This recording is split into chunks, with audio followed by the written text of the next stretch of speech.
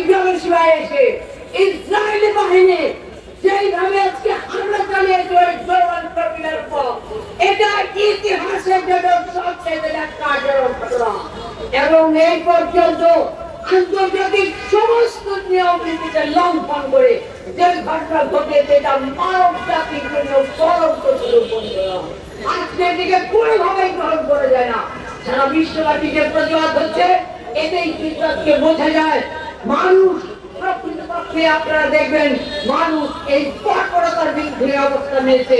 কিন্তু দেশে দেশে বিভিন্ন রাষ্ট্র সাম্রাজ্যবাদী রাষ্ট্রগুলো গত কয়েকটা রাষ্ট্র আজকে কিছুদিন আগে ফিলিস্তিনকে তারা স্বীকার করলেও প্রকৃতপক্ষে তারা যে ফিলিস্তিনের স্বাধীনতার সার্বভৌম একটা রাষ্ট্র হিসেবে তাদেরকে স্বীকৃতি দেয়নি, সেটা তাদের তৎপরতা দেখে বোঝা যায়।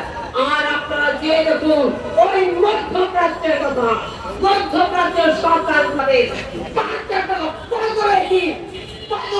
একটা শক্তিতে পরিণত হয়েছে।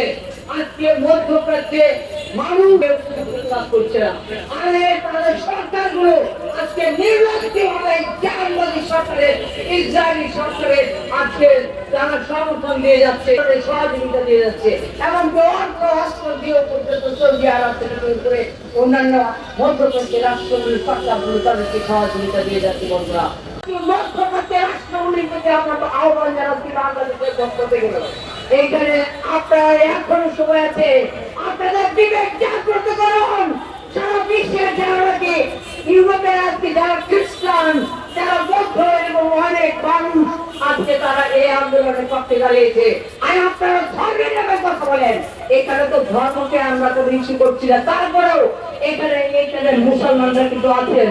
তারপরেও আমরা দেখছি এই মুসলিম জনগোষ্ঠী থাকার পরেও মুসলিম রাষ্ট্র সরকার হিসেবে আপনাদের ন্যূনতম কোন সহযোগিতা নাই, বরং আপনারা ইসরায়েলিদেরকে সহযোগিতা করছেন, আপনারা ফিলিস্তিনিদেরকে গাজাবাসীকে আপনারা রক্ষা করছেন না।